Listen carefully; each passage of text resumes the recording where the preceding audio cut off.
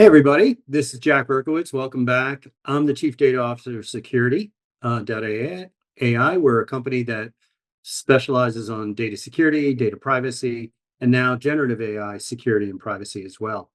And this is part of a series of interviews we've been doing with Chief Data Officers around the world. And today I'm super excited. I actually got a chance to sit next to our guest at dinner a few weeks ago. We were debating the ins and outs of certain types of things around AI, and it was actually a great discussion. So please welcome with me Dr. Jeffrey Reid from Regeneron. And Jeffrey, why don't I hand it over to you and you can explain to everybody what you do. Awesome. Thanks so much for having me. I'm really, really excited to be here to talk to you about, this issue that you and I are both so passionate about, AI and how we can transform the world with it. So I'm by title the Chief Data Officer at the Regeneron Genetics Center, one of the co-founders. We're one of the largest genetic sequencing efforts in the world, partnering with academics and countries and all sorts of groups that are trying to collect samples and build data sets that can inform the future of drug development. And I'm really excited about the measures of success that we've had with this and really excited to see how AI is going to transform everything we do, from taking meeting notes to designing and deploying proteins to cure important diseases. Yeah, yeah. And we talked a lot at that dinner though about sort of the unique position you're in with Regeneron, because I found it super interesting that the analytics journey that you've been on is a little bit different than most people watching this, right? Yeah, Most for of us, sure. we have data everywhere. We kind of collect it and we hope that we glean some insights. You guys have a slightly different approach though, the way you're looking at all this genomic data. Yeah. So really the vision of our founder, George Yancopoulos, and a lot of the team who was here in 2012, when genomics was just starting to peak kind of above the fold of science into some of what was happening in pharma. So people were talking about acquiring Decode. This was like right before Amgen had done that acquisition. And the realization at Regeneron was if we try to engage with other data sets, if we try to do what others have done in genetics, which was up until then, all you could do was like cobble together, I have 1,000 samples from this study and I have 500 from that one. If we were going to try to build that portmanteau of different projects and different investigate, it just would never have worked. And it would be really challenging within the organization, given that we were primarily a biology organization for the first 20 some odd years, doing really deep biology science until we had some measures of success and started to, get commercial products into the market. And so the idea of starting a genetics center greenfield, let's start from scratch, let's commit to cloud computing. We were the first group within Regeneron that was 100% cloud first. From very early on, as a large-scale sequencing center, we recognized that the destination we wanted to get to would be reached a lot faster and cheaper using cloud than trying to build and manage and maintain things on-prem. And that, of course, has proven out for us really well.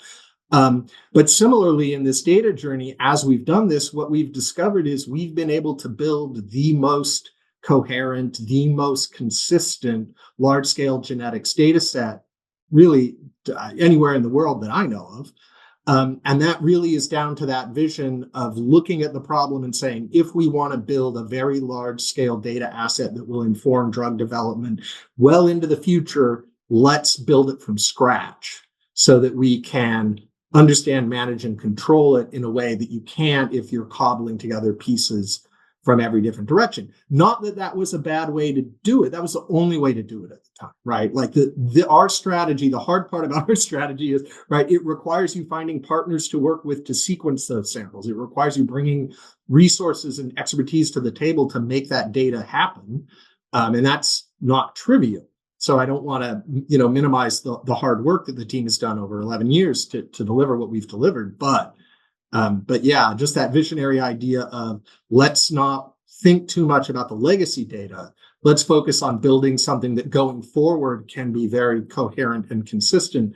That has proven enormously valuable for us. And we're still focused on that idea of trying to massively integrate this data, not split it up into little chunks and do like meta-analysis.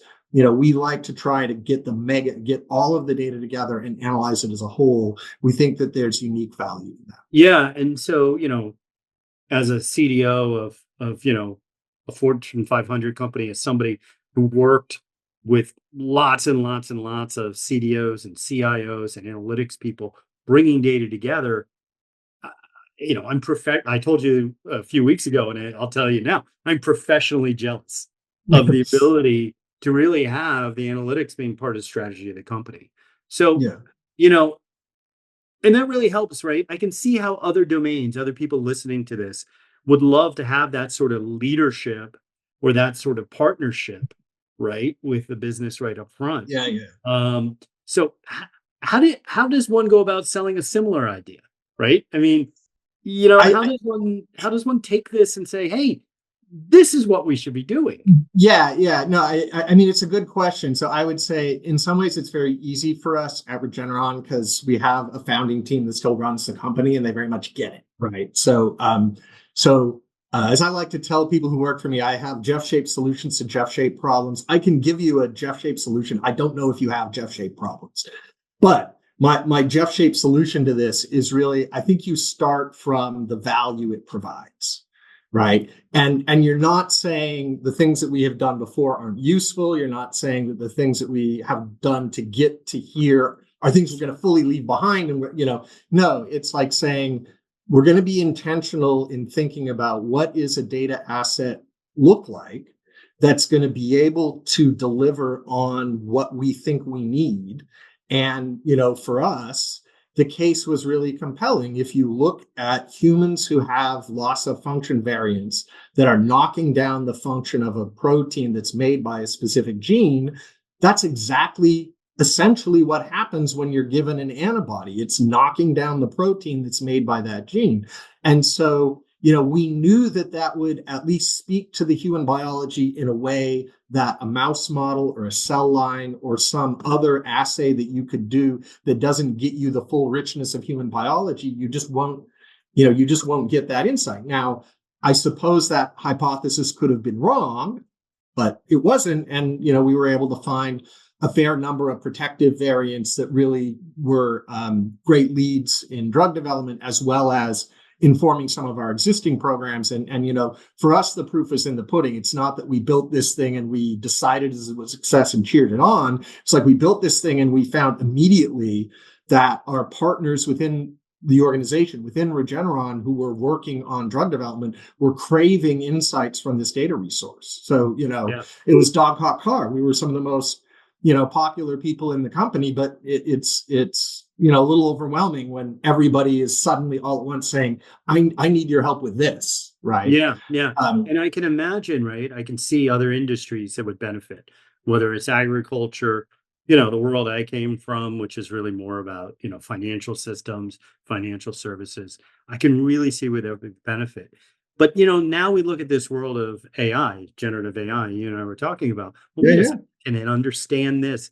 Can it understand scientific charts? But how are you sure AI doesn't know, understand, or remember anything? That's right. How do you know that you're not missing something in the data? And how do you extend into new directions once you have this base? How do you know? Well, so it's a good question. Where are you guys taking it next, right? Well, so we know we are missing things in the data. And we know we are missing things in the data because we know that there are other data types that we would like to get. And so one of the things that we've discovered, which maybe shouldn't have surprised us, it surprised me a little bit, a lot of the value that we're adding to the data now is we are not necessarily just adding the scale, right? We're not just saying we're going to get more samples, we're going to get more people. We are doing that.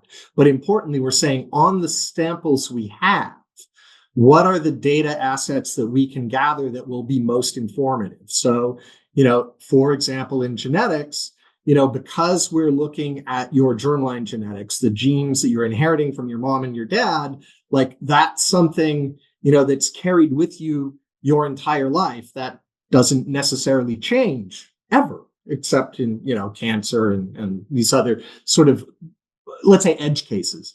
But, what we're interested in is people's health right now in this moment. So being able to measure things like protein levels of immune response factors, right? That tells us a lot of information about how your body is responding to what's happening to it. So we've looked at expanding the modalities of data we're generating, getting more into things like protein expression data, so we can actually see at that moment when that sample was taken, what was the protein level in this person? What did that look like? And we found that is adding a lot of information. And back to AI, we've definitely seen that extracting additional information from medical imaging and looking at associations between image-derived variables and genetics has also, again, been really, really useful as a way of expanding the capabilities of the data set, right? It gives us, as I like to say, more leverage for discovery if we have more of these data types that speak to the sort of holistic experience of being a person in the world with a disease. So this combination, it's both about the scale and about the scope. Yeah, it's that scope, it's that fusion of data and that quality of that data, right? To your point, right? About, hey, wait a second, I want to measure now. And I want to be able, maybe I'm going to measure, Yeah. over the few days or whatever. And sometimes that's really challenging, right? Like if you right? want to measure like the state of a brain tumor, like, I mean, people have surgeries. Like there are serious interventions that are done to try to gather some of the data. So this is not trivial. But where we can, particularly again with AI, things like take existing image data and extract variables that are not data points that a human analyst would necessarily see, but computationally we can make use of. I think there's a lot of opportunity for expanding our ability to extract subtle things from the data by bringing AI to the table in a thoughtful way. Of course, just throwing the AI at it and letting the AI do all the AI is not a super helpful strategy, right? You need to be thinking about what you're doing. That's right. But the tools provide a lot of opportunity for adding additional discovery leverage in the data that we have, at least from what we've seen, particularly as it relates to imagery. That's awesome. Yeah, like I said, fascinating capability that Regeneron has built. I want to thank Jeffrey for being with us here today. And again, this is just one of those ongoing discussions with the Chief Data Officer of Regeneron Genetics Center. Make sure I get that correctly.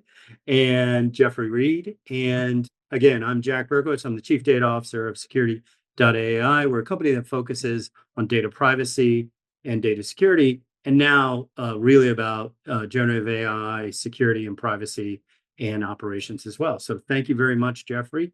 And thank you so much for having me, and hopefully you'll see you again soon. Yeah, great. Thank you. Bye-bye. All right. Bye.